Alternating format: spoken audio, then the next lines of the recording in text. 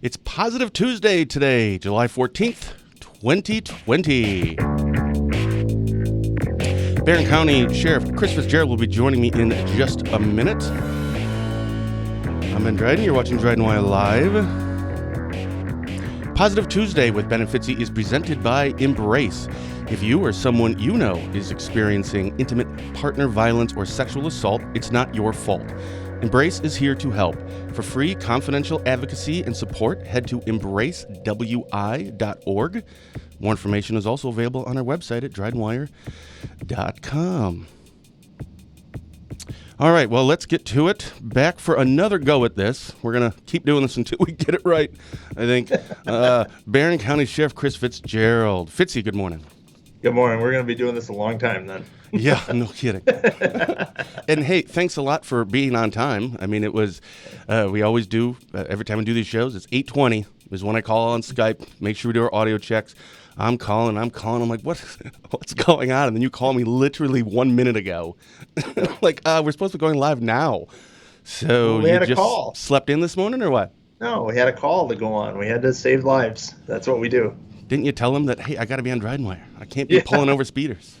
Actually, we had a wrong way driver. It was just a confusing incident on Double S between Race Lake and Cameron, and I happened to be one of the closest cars and on my way here to meet with you, so we had to make sure that no bad things happened. It could have been very bad, but It was just a confused driver, and he got going. He was from out of the area, and he got going the right direction, and all's good, and no one got hurt. So that's how it changes, and yeah, I was happy to make it in time. Yeah, well, that's a good way to start Positive Tuesday. That's right. Right? It's saving lives. Got them straightened out, and like literally, you straighten out. You're on the right road now. Right, go in the right direction. No, so it's been a couple weeks. So positives in your life. What has been going on the last couple of weeks for you? You know, not much at all. What? I knew you were actually going to say that, so I found one for you. Yeah, I know you did. I saw that you had a birthday recently. I did. Yeah, on Sunday, I had a birthday. And how old? Wait, hold on. Wait. I'm going to guess how old you are. You're going to guess? Yeah. Good. What month and year were you born? No, I'm just kidding. July 12th. You've been a sheriff for 9 years, right? 12. 12. Oh, okay, 12 years. 12 years. So I think Dad was like 42 when he was sheriff, so you're, say 35-ish. So I don't know when you were sheriff, but I mean, you can't be a sheriff when you're 30. That's too young. So maybe early 30s, 34, 35. I'm going to say 46.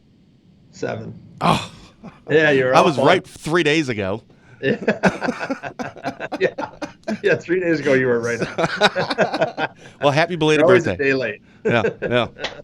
No, I turned 47 and had a great birthday. Didn't do much. Hung out with my family and had a little bona casa and just enjoyed the day and didn't get called into work, and it was a good day all around. Very good day. Nice. How about you? What's new with you? Let's see. Positive. Well, Dad had a heart attack. Yeah, I don't know. That's positive, but I think it's positive now. Well, I mean, he's still alive, so. Yeah, right. Yeah, that's a scary thing, man. Saturday morning, he had a heart attack. He was working out at the house outside, and actually, first, before anything, I want to say thank you to the EMTs, the first responders. The Life Link was just amazing. The work they did. Dad got rushed to the hospital, Shell Lake, and then was flown to a regional hospital. They put a stent in, tubes, a whole bunch of other stuff. And as of late last night, he's doing well. I mean, as well as you can be, and we're praying for a speedy recovery. We don't really have another update. Hopefully today we'll get more. I think last night he was taken out of the critical care unit, and then hopefully going to be kind of coming out of the medical induced coma or whatever that's called.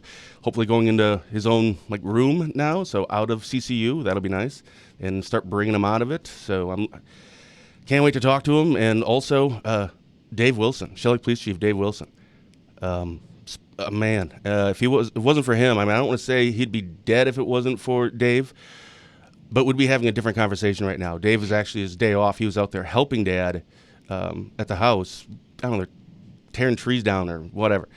And Dave had noticed that Dad was being, acting a little funny, and his arms were a little whatever. So Dave kept saying, stay in the line of sight. Line of sight. I got to see you. And Dave turned around and do one thing, turn back around, and Dad's on the ground. Dave, being a former EMT, I mean, it was within seconds. He was given emergency care. So, I'm sorry. Yeah, that's okay. Our thoughts and prayers are with TD and Wilson and Life Link. I mean, that Life Link helicopter is the greatest thing. It's kept here in Cameron.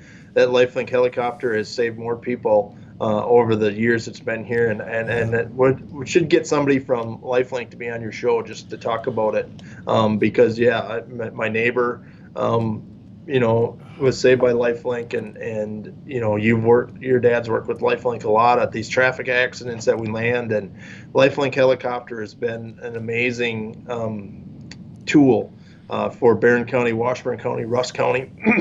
They've, that it's kept here and it flies within 7-8 minutes. It's in Shell Lake landing, and taking your dad and whoever else to hospital. And that darn Dave Wilson, though, man, he's, now we got to talk good about him and talk nice about him. And, how are we going to have fun anymore with having to be nice to Dave Wilson? Yeah. Well, and another thing about LifeLink and Dave, when he called, for the ambulance, he immediately called for LifeLink.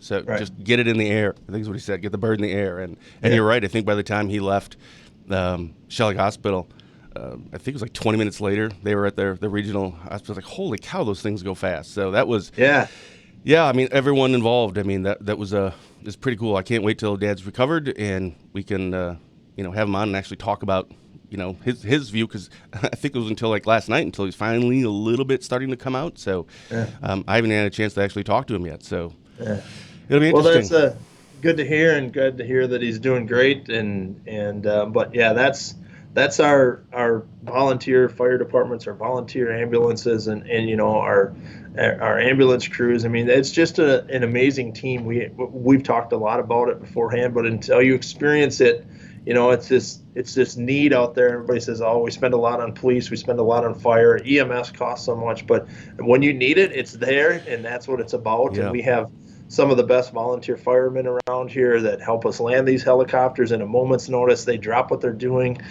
So we can't give a big enough shout out to our volunteer firemen and our volunteer ambulance drivers and our EMTs and our first responders. And then it comes down to our hospitals and our lifelinks. So it's really cool. It's something to be thankful for that we have here in Northwest Wisconsin.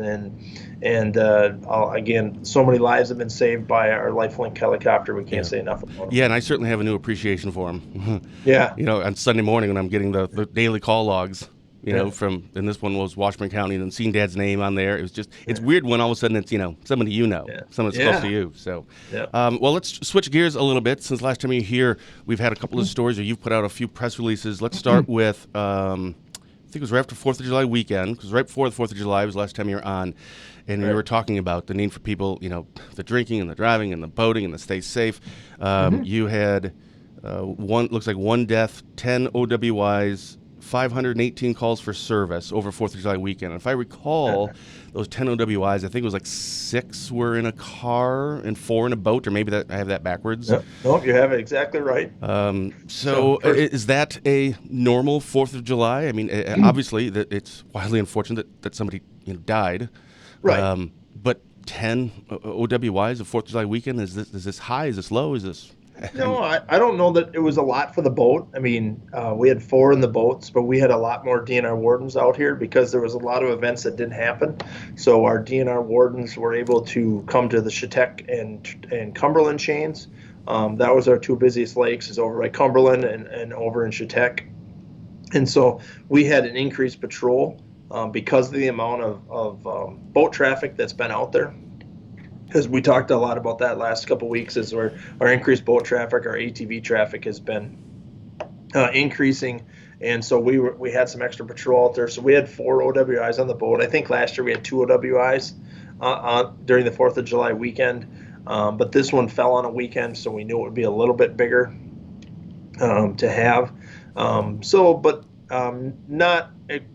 had 2 OWIs last night in Barron County on a Monday night, so 6 in a car, that's a lot, but for the amount of traffic and the amount of people that we had out and about, I'm not real it's a lot, and every one of those is preventable. But we had 2 WIs last night just in Barron County, and that's across the county. That includes all of our PDs and all of our numbers.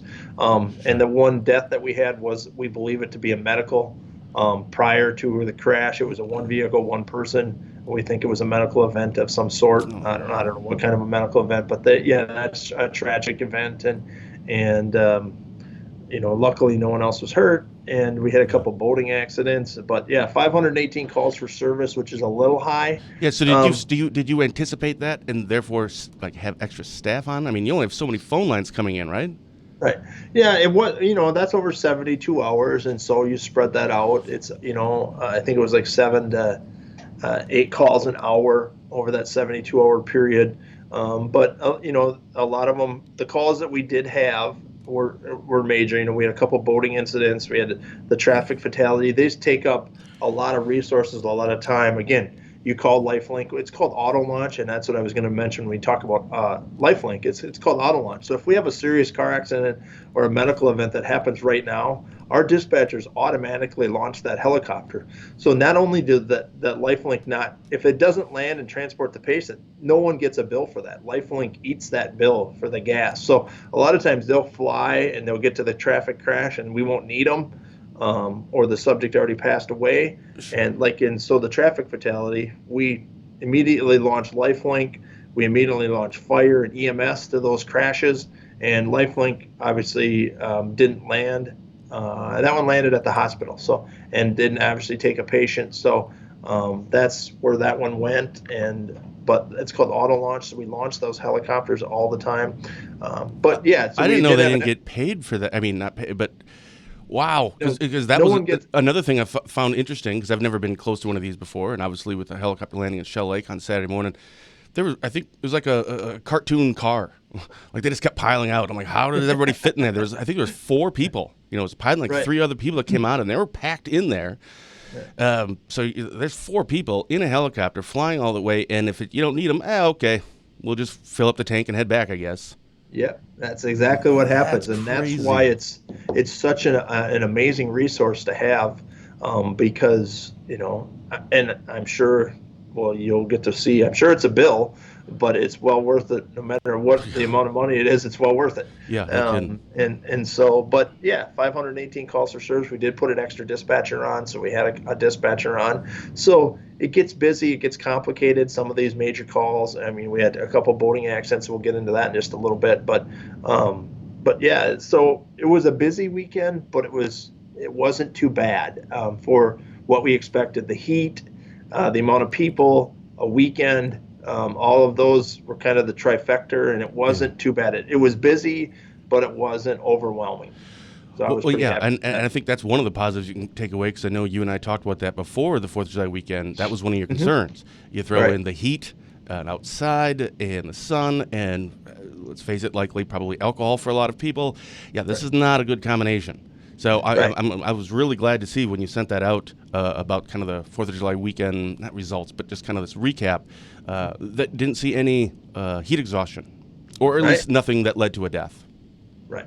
And we had one on the Thursday prior to that. We had a heat exhaustion call that I had went on the boat. A guy was out fishing and just got too much sun and got sick. And again, our fire department, Chetek Fire, Chetek EMS, went down there, decided to take him to a different boat landing where they got him off the boat. I mean, it's just the coordination that goes through from our local firemen, and it's an amazing team of people, and that's why, again, I'm so blessed to be the sheriff in a county like this, because the amount of people that volunteer to do it are fabulous. Yeah, and the logistics that go into it. I mean, I didn't realize, again, experiencing this kind of first time, how many resources, how many people, how many different parts of of their agency or their world all have to kind of come together for just one thing. It was really fascinating. A couple days later, you had put out, maybe it was the next day, I think,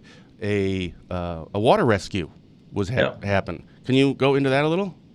Sure. I'm going to talk about the first one. We did have a boating accident over the 4th of July weekend also, where a female fell off the front of a boat with her child, and she actually the child didn't. The female actually went under the boat and got hit by the propeller and got cut up. Again, Life Link landed right on the highway, right on Highway M, just outside of Chautauqua, transported her away. My understanding is that she's doing good. And another boater picked her up, and there was kids on the boat. It was an accident, and it wasn't a pretty scene. So some, again, passerbyers helped, took this lady to shore. Again, Chautauqua Fire and EMS did an unbelievable job of landing the helicopter within 7 minutes. I mean, I left Rice Lake, got to Chautauqua, and by the time I got there, the helicopter was already there, landed. They had her off the boat. They had her to the helicopter, loading her in the amount of time it takes me to drive from Rice Lake to Chautauqua in an emergency mode. And so that one turned out to be okay. I'm just looking at the weather. It's like pouring here. I'm looking behind you right now, actually, on the screen here, and it's like what time zone are you in? It's dark. It's like pitch black, and it just started pouring out like crazy. So looks like we're going to get some heavy rain here for the next hour and a half. So everybody just we're under no warnings or watches. So this is what live TV gets you, I guess. I'm like, wow, it just got really dark. It really did. So then the next Tuesday after the 4th, we had a water rescue. I happened to be sitting right here in the afternoon, and our boat guy was out in his truck. Our rec guy, Jeff Wolf, was in his vehicle in the parking lot, and we got a call of people that appear to be yelling for help in the middle of the lake in Chautauqua, and there was a boat going around in a circle. So we assumed it was a water rescue. We again paged Chautauqua Fire and EMS, Life Link helicopter, and he grabbed our boat. We went in emergency mode down to the landing. We unloaded the boat. I jumped in the boat with him, and we went out there. By that time, it was actually 5 people 3 people were in a boat, 2 were on a tube. And what happened is it was a rear tiller motor, and the people were spinning the tube around. There was 3 people in the boat. The dad was driving the boat, and the mom and son were on the tube, and they were spinning around. Well, they hit a wave. It jerked one way. He grabbed a kid. It jerked him and fell out. There was one more person in the boat as the boat started going in a circle. That child jumped out. The mom and son jumped off the tube because they were going in a circle. Another passerby on a pontoon picked up all these people, saved them. One of them wasn't wearing a life jacket and had got hit by the boat, but not just was able to push the boat away as it came towards them and hit the girl. So she didn't get hurt. The passerby picked him up, took him to shore. Jeff Wolf and I arrived, and he says, you got to throw this rope at this boat motor, and it'll tangle the rope up. And he went to a traffic accident reconstruction school for boating accidents last year, and it's how to stop a boat. You don't try to jump in the boat because that's very dangerous. That's what I would think to do. I mean, my first reaction would be, get in and turn it off. Yeah, you get me close, I'll jump in. Well, that just doesn't work. It's not TV, and it doesn't work that way. It's very dangerous because if I miss the boat, now I got 2 motors I got to get away from. So I've seen Tom Cruise do it. Yeah, I know. Mm-hmm. Yeah, so I videotaped it slow motion, and I jumped. No, I didn't. Yeah, so there is no video of it.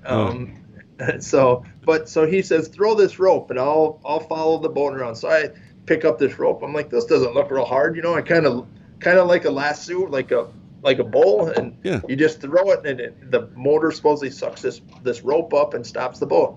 Well, I threw the rope, and it went about 3 feet and went poof. And I'm like, well, this isn't going to work real well. So I said, well, I got to try this again, And so he actually got me a little closer that time, and we actually started getting real close to the boat. We were able to throw it. Sure enough, we got ahead of it.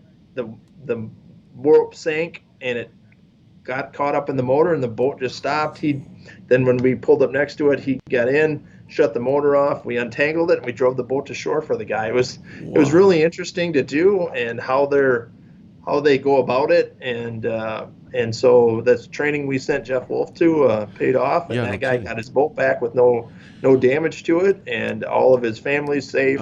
Good. But again, that's what we do and what EMS and fire does every day. So, well, maybe not that every day. Well, maybe not that. Yeah. But stuff like that. But at any moment's notice, it can be anything at any time, and it could be a Saturday morning, and it could be a Tuesday afternoon. It's just And that's why we are running 24/7. That's why we have all this equipment. That's why we use the tools that we use, and it all works out. I put up an article this morning. Was actually a follow-up to your press release. I don't remember when you actually did the press release, but I think the headline was "Man Earns Dismissal of Firearm Charges by Completing Diversion Court Program." And when I was doing the update late last night, my first thought, of course, is, that's another person out on the street. Lock all these people up, because that's just what I think about everything. Everyone should just go to prison for the rest of their life, all the time, for everything. Right. Because that just would make sense. Right. But honestly, when I was looking through and all the notes, I kind of feel like this is what diversion programs should be for. I don't know if you've had a chance to see it yet. But I glanced at it. I recall that case. I think our SWAT team was used, and again, we talk about the tools that we have, and we were able to pull up with our SWAT team in our armored vehicle to keep our deputies safe, and took that guy into custody. I think it was alcohol induced, if I remember right. Most Correct. of those gun calls are alcohol induced, and I don't think it's just.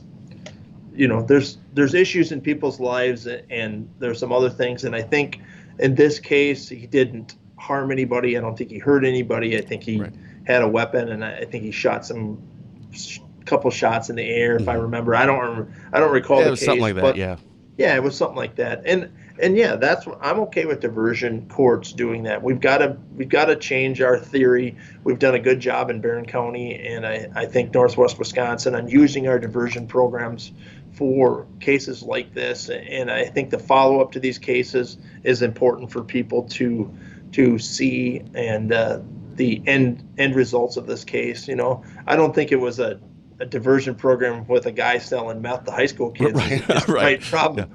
Probably not right for diversion. But some of our drug cases where they're not selling, they're just using, and they get caught and they get help and treatment, I don't think they need to go to prison for the rest of their life. Yeah. If this is the case where this guy got some treatment for his whatever issues he was having, and no one got hurt, and he's sorry, and he had some paid his dues, then I'm good with that. Yeah. I think it's probably a fair thing, and I haven't researched it, so I don't know. Sure. But it sounds on the surface like it's the right thing for the right case here. Yeah. Well, diversion programs. I'd like to actually get your take on just overall and how that's been going on in Barron County, and how do you measure if that's working or success. But I do always look at diversion programs. I think all of us in life, whether it's let's say a relationship with your partner, and maybe you say something dumb and your partner calls you out on it, and it's okay, duh, I'm an idiot. Sometimes you just need like a donkey punch to the face to go, wow, I got to stop doing this. This is crazy. I'm not like a career criminal here. I just made a really, really stupid decision. Obviously, with certain things, right? Not selling meth to kids or murdering someone. But there, I think, are a lot of opportunities for that donkey punch to the face going, oh my goodness, I got to get help. I got to fix this. And when you do, I think that's where the diversion programs come in, and they work well. But again, what are your thoughts on overall diversion programs, and how do you know that they're really working? Well, that's the trouble. It's like having a school cop, and I know that's an issue around the nation right now. And how do you know that they're working? How do you know a school cop's working? Well, you don't know what you've prevented. So it's a tough measurement when it comes to, our school cop's been in the school for 3 years, and we haven't. How do we know if he hasn't stopped a school shooting? How do we know he hasn't stopped a drug deal? How do we know just his presence alone didn't help somebody, didn't say, man, that guy said hi to me, so I'm not going to kill myself today. I mean, these are the things that go on in life. And I think that's why people enjoy us talking about them, because we're not afraid to talk about some of these tough issues. But how do I know diversion court's working? One of our coolest diversion programs I think we have here, we've had drug court for a while, but I think some of our diversion programs is we stop somebody that doesn't have a driver's license, and then they get in trouble, and it just compounds them by not having their driver's license. Well, we have a diversion program that Judge Boyle runs here in Barron County, where we help people get their driver's license back so they don't keep racking up tickets and then they end up with a warrant for their arrest, and then they run from the cops because they don't want to get stopped for the third time, and then it just compounds. And so I think getting people's driver's license back, getting them some treatment, which is available, and that's the weak link to any diversion program, is treatment for alcohol and drug issues, which we don't have a lot of in Northwest Wisconsin. So there's some weak links to having a successful program. There's some programs out there that are working, but right now, some of those diversion programs, I'm in favor of them. Again, I'm not in favor of a diversion program for a guy selling meth to kids. Yeah. That's not. You're never going to see me say, yeah, let's put him through a diversion court and let him roam free. Right. No, but a drug offense where you don't sell, you're just buying drugs to kick your habit, and you go through and get help for yourself. You prove to the judge that you went to treatment, you got help, and you're not on drugs anymore. I think that's a good thing. I didn't. It wasn't until you were talking about. First of all, that's great that the getting people's license back.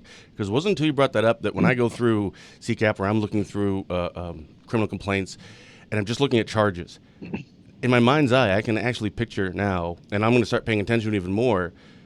You seeing a felony this, and operating with a suspended license.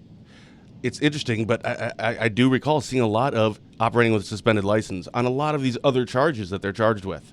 And yeah, that is kind of interesting to see what started it. What was the first snowball that started at the top of the hill that led to this? Now, I'm not saying that just because you have a suspended license, you're going to, likely to commit felonies.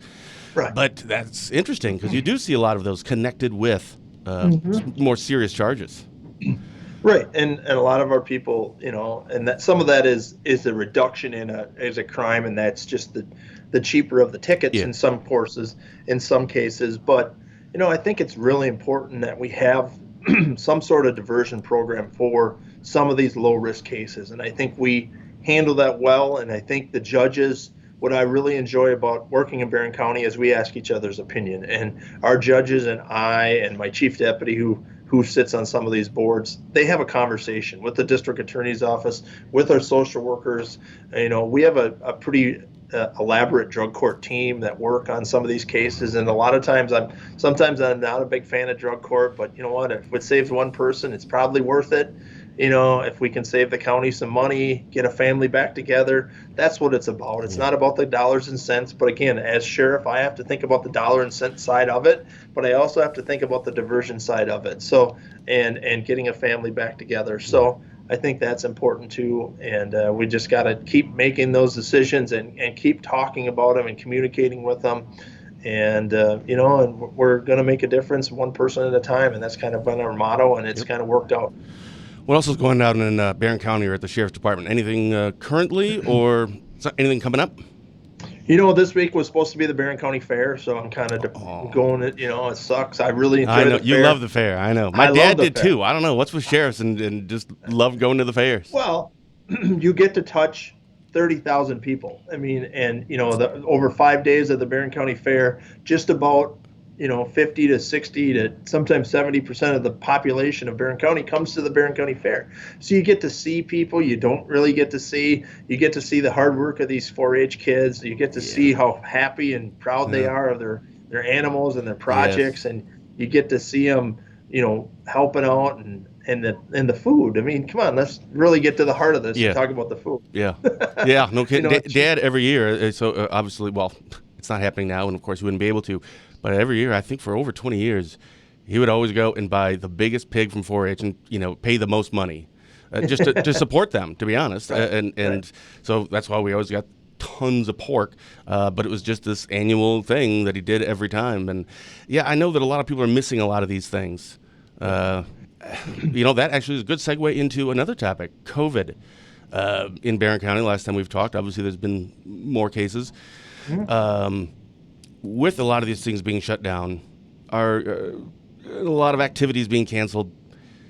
Middle of summer, we just had 4th of July, but now that that's over, kind of what's the status of Barron County with COVID? Are you still seeing people out maybe when they shouldn't be? What are you seeing right now?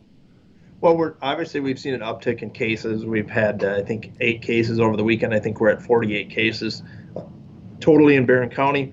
So we need to just be smarter about what we're doing. We don't need to lock down. We don't need to, but we've got to start wearing masks more. We've got to start washing our hands more.